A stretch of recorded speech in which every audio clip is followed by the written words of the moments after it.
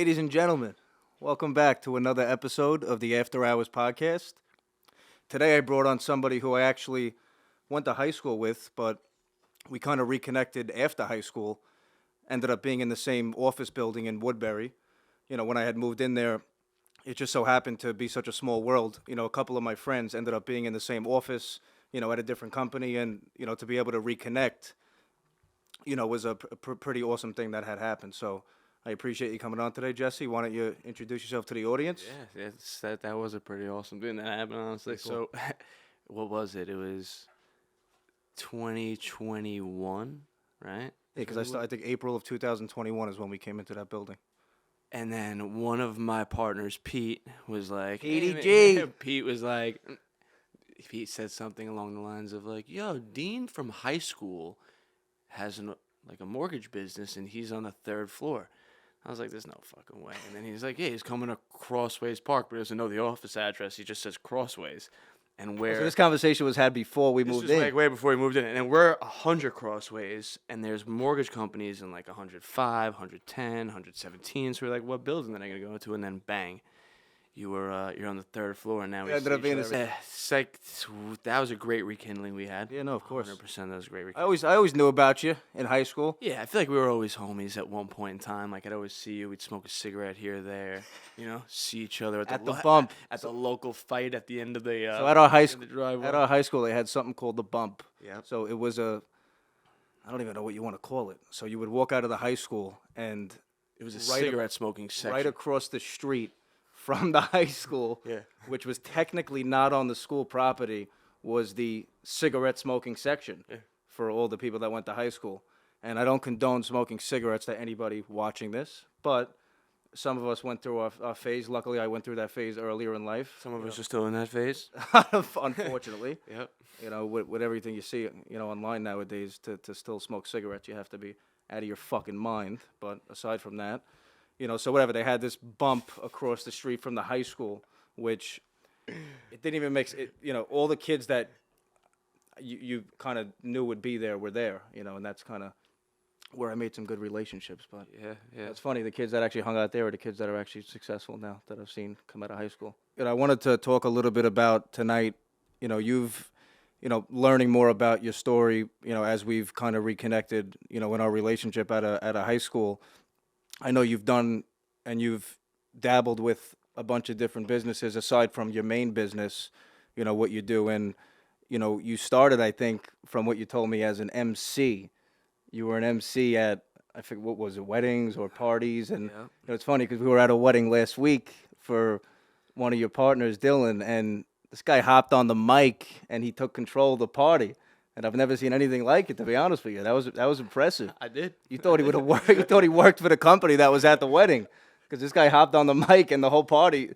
It wasn't like that the whole party till you got on the mic. So, that was awesome, man. I appreciate that. How'd you start as an MC? So yeah, that was a great time. Honestly, the MC world is a great world. I worked at Dunkin' Donuts. From age 14 or 15. Illegal. Yeah, it wasn't legal. From like 14 to 16, I believe. And then at 16, I just applied for a job setting parties up. I was setting up weddings, bar mitzvahs, sweet 16s. I was like doing the back work. I was building stages, setting up speakers, from DJ equipment, you name it. And one of the guys that was working there, when I turned about 18, he looked at me and was like, "Why are you setting up equipment? Like, you should be on a microphone jumping around." So I was like, I can't do this. That's not me. He's jumping around with a bunch of 13-year-olds. I don't want to do this. Next thing you know, it's like an hour into the party, and this guy just walks up to me and just smacks me in the chest with the mic and walks away. And he's like, "Say something." And I'm like, he's like, "Say something." He's like, "Say something." I'm like, "Who's having a fucking good time?" And everyone's like, "Yeah!" And I was like, "Holy shit! Like this is very funny." So That's exactly what you did at the wedding. exactly what I did. So then, the owner of the company he was there that day, and he was like, "Dude, everybody loved that." He's like, "But you can't curse." And I was like, I don't want to fucking do this. Like, word for word, I was like, I don't want to fucking do this. I cursed again. You cursed 3 seconds into the podcast. Right away. So that's how I would do it. So I handed him the mic back, and then I finished the party. That week he called me up and he was like, "Hey man, you should try doing this." So he threw me into the fire. He was like, "Do you want to do a party this weekend?" I was like, "No." He was like, "Well, I booked you on a party." Until you heard it was 1,000 a party. Until I heard he was like, "I'll give you 1,000 a party," and I was like, "All right, I'll do it," because I was at that time 18 years old, and I crushed it. I was like having a great time. I was drinking a little bit, ended up, scaling in that business. Started off with bar mitzvahs, then to sweet 16s, then to weddings. Went from making 1,000 a party to 1,500 a party to $2,000 a party. I was doing 5 parties a weekend, like in the prime of the mist. Yeah, that's awesome. And then COVID hit.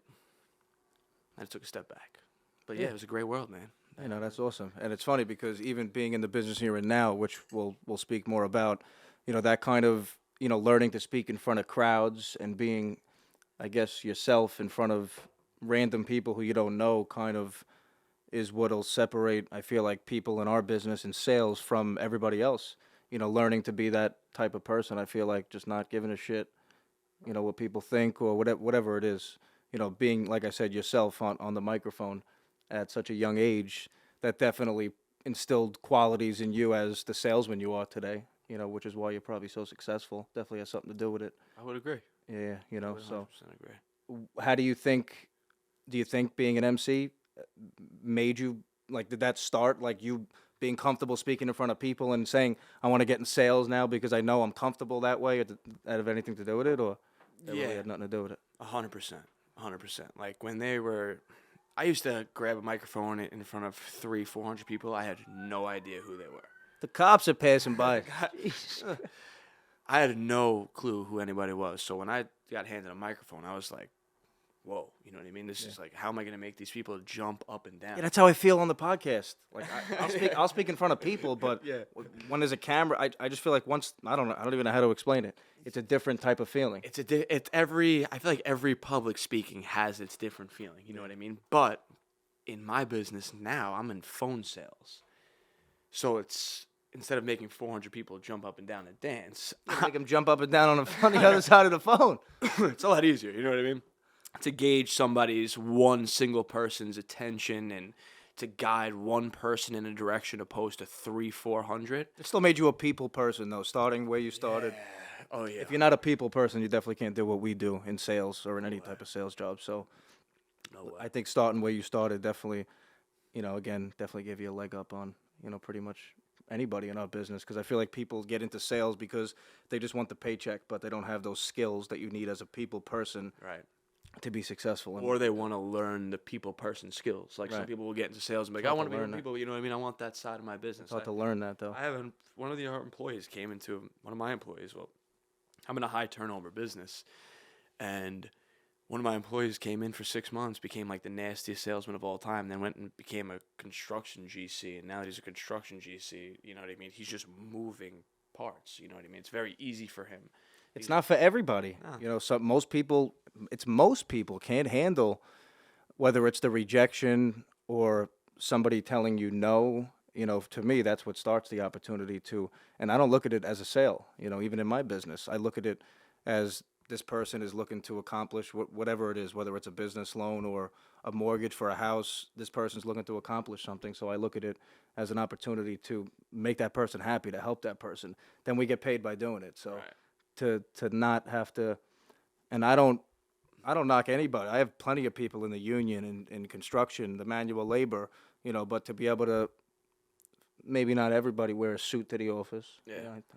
You and I tend to disagree I don't about wear that. suits to the office. This guy wears $2,000 sweatpants to the office. He doesn't wear suits. Yeah, we're a little bit different, man. I'm in the lending side to business owners where we're strictly on the phone, you know what I mean? And you're course. in a suit going to meet people. You got to buying meet homes, people. right? Yeah, no, it's a little Two different. different boats. The same goal, the same result to help people and earn a living for our families, but like you said, it's a different approach to the business. So, Right. but Yeah, I'm giving a guy $50,000 in Kentucky. You know what I mean? You're giving somebody, $600,000 mortgage here. So it's like we're in like two different boats on that side of things. But why do you like? My question for you would be is like, you're in the mortgage business. So what is so appetizing, and this is just straight from media, about like closing a deal in 30 days? I wish every deal closed in 30 days. It's like, that's even a crazier comment. You know, I guess people. So I've understood. I feel like all parts of sales businesses. There's the car business. There's what you do, cash advances. There's the mortgage business. There's insurance sales. I feel like I know people in each business, and I know from what I've spoken to them about kind of how those businesses, like the flow of that business. So I guess in my business, yeah, like you said, it takes a longer time, or it takes more time to close the transaction. But I don't, once you have a pipeline of people, and you're helping X amount of people looking to buy a home or refinance their home, the deals just start closing simultaneously. So for somebody coming into the business as a new salesman, yeah, it's tough sometimes, because the person who's experienced, that's knowledgeable on the products, that has the referral partners, that has the presence, that person's probably going to get the business, as opposed to the new guy that's coming into our space. But you being in more of a phone sales environment, that person might not know that that person's in the business for a week. Right. So yeah, that's a challenge for some people, not closing business right away. But once you build up enough of a pipeline in my business, whether it's, going to open houses, people looking to buy homes, that person might not buy a home for a year or 6 months. But I look at it this way: if I build up 100 of those people, whatever the number is, people looking to buy homes over the next year, a couple of them every month have to eventually, all right, I find a home, I'm And finding it a home. becomes just Yeah, rotational. it's rotational. So you're eventually closing business every day and every week. So it kind of feels the same way as you just putting in an application and closing it tomorrow. Got it. Once you build up that pipeline So of it's like of more business. of like a long-term build. It's a long-term build. Can you get a deal and close it in 2 weeks or in 10 days? Of course.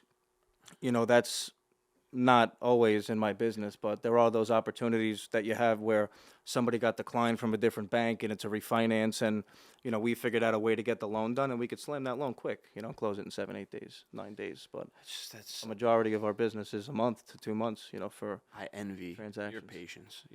And I don't have patience, so I just learned. I think this business has started to give me some patience, because you know how sales is. You deal with the ups and downs, and dealing with people and their emotions. It's not just us. We're dealing with that client and their emotions and everything they're going through, because you have to be that person to these clients. And, I commend anybody in sales and in our environment, because you have to have thick skin, and you have to really know how to control the whole situation. You can't control the situation, you're going to have a difficult time accomplishing everything you're looking to accomplish in sales, and being successful, because I feel like even I hear salesmen in my office and people that work for me, you could deal with somebody for 3 months. Imagine this, you're dealing with somebody 3-4 months in my business. You want to close a deal in a week. You work with somebody 3-4-5 months a year, and then all of a sudden your interest rate's a quarter point higher than somebody else. They get a phone call. Now you worked for a year and that person's closing with a different lender. That happens They in my. just shop the file around.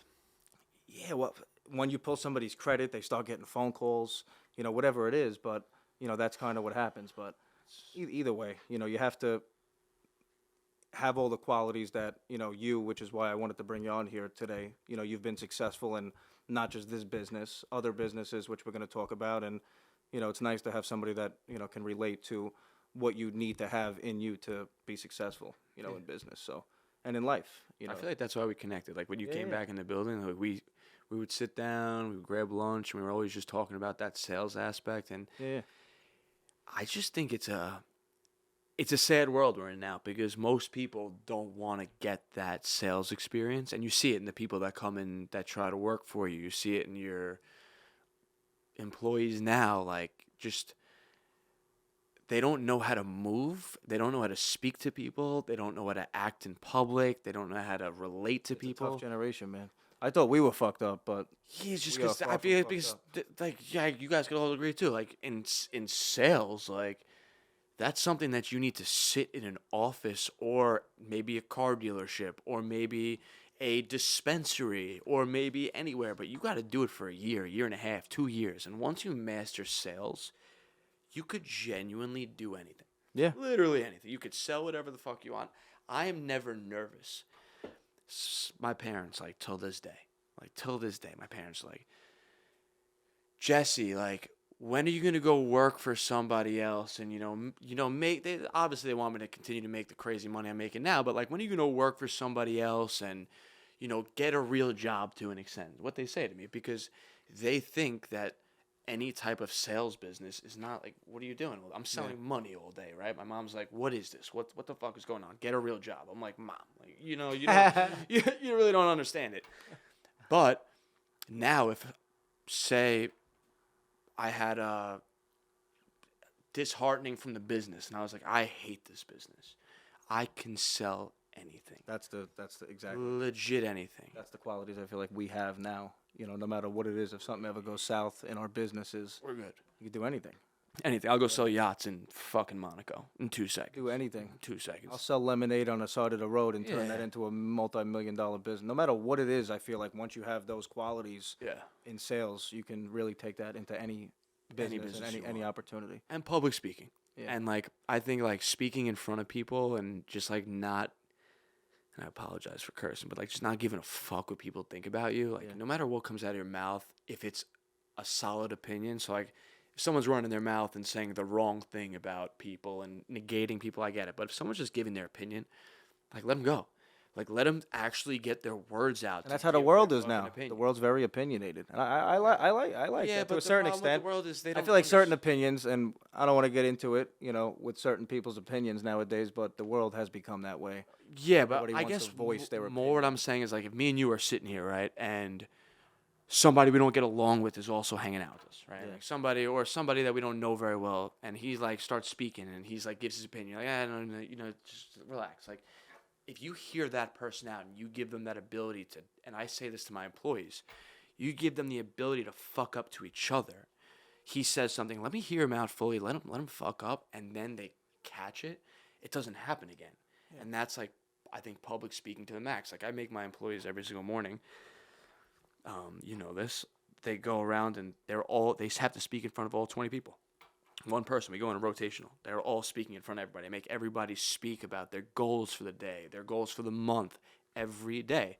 And they're freaking out in 30 days. Like, now they're puckered up. They're like, hey, man, what's going on? My goals for today are blah, blah, blah. And I'm like, all right, great. Like, that's what happens. In 60 days, that kid will now be 90, be on a new level, man. I'm sure you do the same thing with your 100%. You have to instill qualities in people to be positive and rile each other up in the beginning of the day. You have to have that energy, in our business, definitely. What's your opinion on creating yourself? So we have this talk all the time, and like I want to hear this. Like, if it was up to me, I'd create a Jesse and I'd put him in my place and I'd go do something else.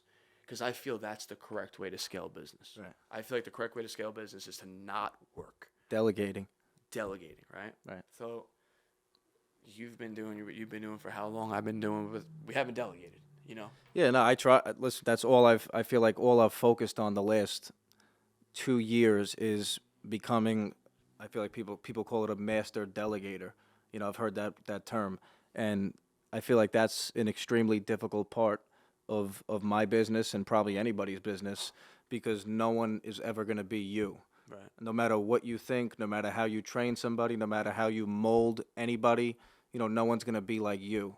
I'm sure at some point you'll come across people in life that might have the same energy or the same work ethic, but no one's ever going to be in your brain. And I feel like I've even myself became disappointed in people and in systems, because you rely on people just to know what you're thinking, and life's just never going to be that way. Right. I try so hard to put systems in place, and everything works. We're very successful, but becoming a delegator and being able to rely solely on other people to run your business, I feel like in sales is a challenge. Can you build a big enough company to be able to then focus on other opportunities? 1,000,000%, and that's the goal. That's what we're trying to build. At the mortgage bank, and then invest into real estate like we do, which we'll talk about. And again, becoming a delegator is something that any business, in my opinion, has to focus on to scale, no matter what, like you said.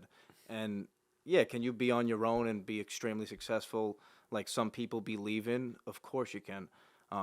But I believe in building a big group of people, everybody come together, everybody successful, helping other people become successful. I feel like that's why we do this. If we wanted to be on our own, we could travel the world, work from our laptop, hang out on a beach, which I think about that all the time. I just did it. Yeah, exactly. But Did it. but we do what we do for a reason, to help other people, to be in that environment on a daily basis. That's something I feel like you need in any company. And you have to, as an owner or as a manager, delegate tasks that aren't effective. That if you're better at something else and somebody can do that, let them do that. Yeah. I just want to control everything in regards to business because, Same way. yeah, because that you're an expert at it, and You that's get it done. you're gonna get it done. But that's not the way to scale. Right. You can be successful that way, but I don't think you'll ever scale that way. I think people are, and I'm in this position right now. When I say people, I guess I'm saying myself, but I'm gonna slightly Turn the change. AC on. Yeah, turn the AC. Remote. Now we can turn it on. Please. But like, Thank this you, is brother. like, I'm learning now, like slightly learning now that like $100,000 a year to take away every single piece of stress and time is probably just spoke about it at dinner. It's probably the best investment of all time. Like just a personal assistant that drives you, does everything you needed. It gives you 50 hours of your week back, 50 hours of your life back, month back. So let's say you have, and I was saying this to Morrow this morning, like, all right, it takes me an hour to get to work every morning, hour and a half home, 3 hours a day in a car, 3 hours times 5, 15 hours, 15 times 4, 60 hours a Right. fucking month. That would probably cost me $4 to $5 grand to have the car and the assistant driver, whatever you want to call it. Yeah. Now during those times, what are you focusing on? I mean, my question is like where we are in life. The fact that I don't trust myself to make $5,000 in 60 hours is a joke, and like that's where I think is like where the next step is. Yeah, there's levels no matter where you are, bro. It starts at the Yeah. bottom, and even when you're extremely successful, it's what do you got to do to get to that next step, What's that your next level? What's your next step? What are you doing? What's the next move? Like, I'm not confident enough to say forget confident. I take that back. I don't know enough to say what the next move is because I'm focused on what I'm an expert at right now and building what I have here, in my business, in the mortgage business. And, I dabble with real estate. I love that, even though that takes so much time up. I know you've, started to invest into real estate. thanks for that, brother. And you realize that even though, and hanging on for the long-term play, which real estate, unless you're doing flips, is a long-term play. It's tough in the beginning. You're laying out tons of money to not see maybe a huge return, but it's that 5 to 10 years from now where you're like, holy shit, this is why I did that. Yeah, I can't believe it's cash flowing like Yeah, this. whether it's pulling out money or it's the cash flow every month, and that's why we did it. But that long-term play is, I feel like for most people, what is a challenge because you're laying out so much money just to really not see a return, at all. until long term. But that's the play. The Yeah. play is long term. And if you could build up enough at our age to then when you're in your 40s and 50s have 15, 20, 50, 100 properties, whatever the number is, whatever that goal is, that's why you did it, so it's not going to pay now. It might pay now if you do a flip and you can make X amount of money, but in my opinion, putting that money into long-term real estate is what we should all be focused on at our age. I'm gonna take your opinion lightly. I just want to let you know first off I want to thank you for bringing me on the podcast. That's number one. But number two is like, and I want just like whoever watched this just to know, like, I met Dean in high school. I haven't hung out with Dean in 10 years, 11 years. 2012, I graduated. Dean saw like me as he saw I was making money. He's like just saw like I had missing pieces. Since I have met Dean, and when I say met Dean, started hanging out with Dean again the past 2 years. Yeah. I have gotten 2 homes, a brand new car. I've gotten engaged. I've like done. Some jewelry, I've gotten a ton of jewelry. couple trips. But like I feel like my life has like really, really scaled from where it was. You know what I mean? I feel like I was here just like lingering. I was comfortable. You know what I mean? And I have Dean like, bro, you're sitting on all this money. Buy these homes. Buy these homes. Buy these homes. And now I'm sitting here like, wow, that all makes sense. And I genuinely want to thank you for that. For like appreciate that, leading me in brother. that direction. I appreciate that. And it might not feel like now is the end. It might not feel like now. Like, fuck, doesn't. that paid off. And It I'm sure doesn't. Doesn't I'm sure take it that. doesn't, but It doesn't. I'm broke. But at the end of the day, the decision making and making quality decisions, because I feel like guys like us that make money and most people that earn money at a young age don't make the right decisions.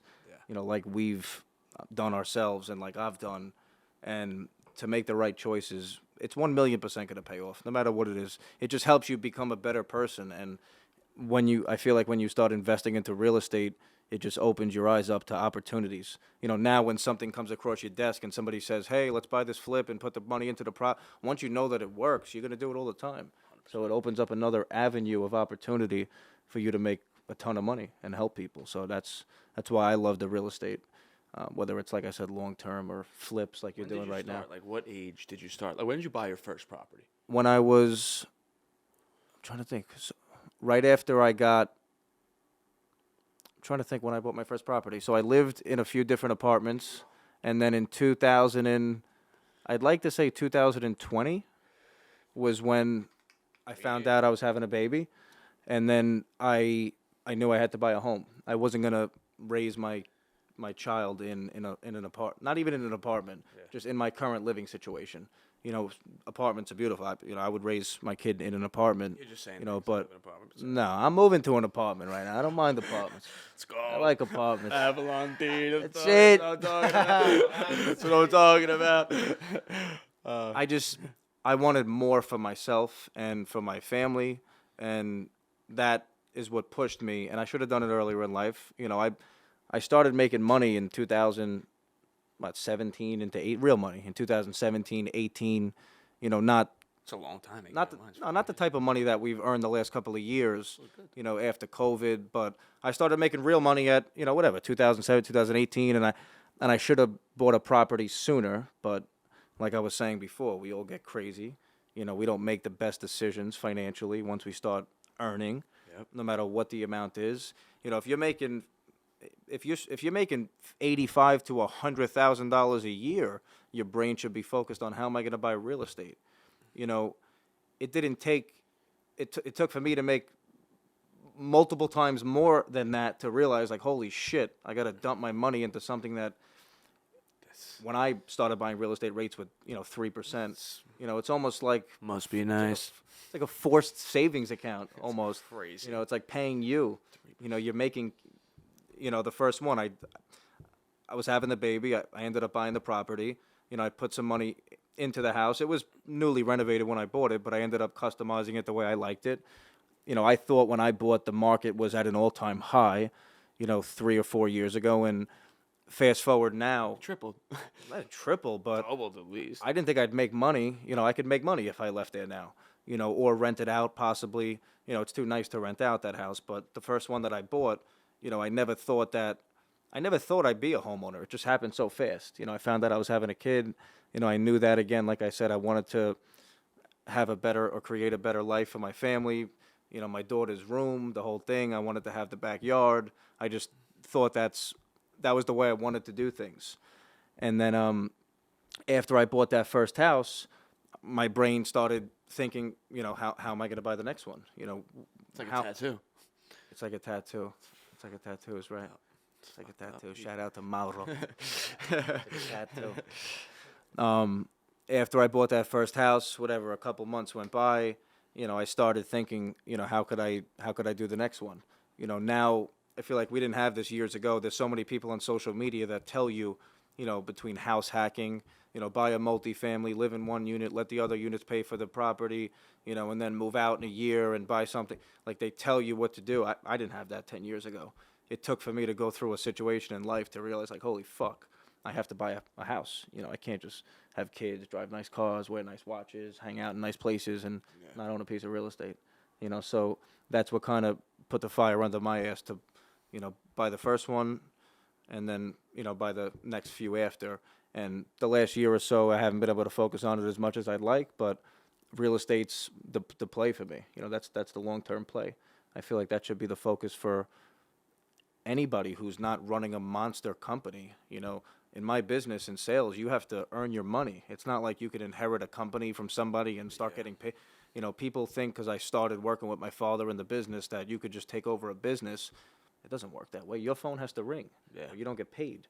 Yeah. So I genuinely, as much as it's challenging, what we do really makes you a person that I feel like just can't be stopped in life, no matter what it is. You got to have thick skin, like I said. So Super thick skin. that's what I like about what we do. 100%. I mean, what's cool about what we do is like. And speaking about what you do, I wanted to get into what you do. Your main business is you own a finance company. Yes. Give us a little bit of a background about kind of what you have going on. And Yeah, I got a good business, man.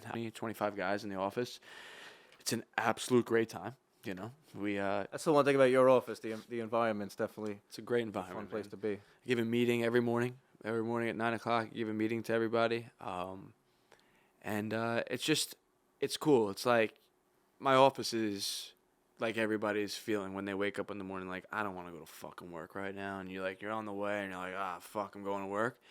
And you get to work, and my office is just crazy. Like, I just laugh. I have one employee just, making egg sandwiches over here. I got another one making espresso over here. Shout out to Petey. Shout out to Definitely Pete Petey making espresso. espresso. Gotta be that relationship when you don't have that friendship before getting into the business. Yeah. Like you said, you feel like you owe something to each other. You have no choice but to be successful. Right. Friends get passes, so unfortunately, that's kind of how things go. Yeah, it's sad.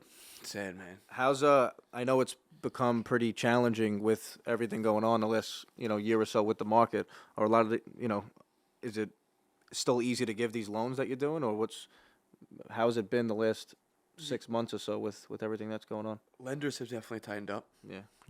And just like the whole world that we're in right now, the economy's fucked. Yeah. I don't care what anybody says. Think about the economy. The economy's The economy fucked. is fucked. Everybody thinks it's great. It's not. It's all fraud. Everybody knows that they're just frauding it. I mean, Yeah, it's a you have fucked up gas world. prices are at like $5.50 for gas. In California, it's $8 a gallon. It's not fathomable. Like, people can't live. You have bottles of water that are for $4.50. As I got back from Spain, a bottle of water was Spain.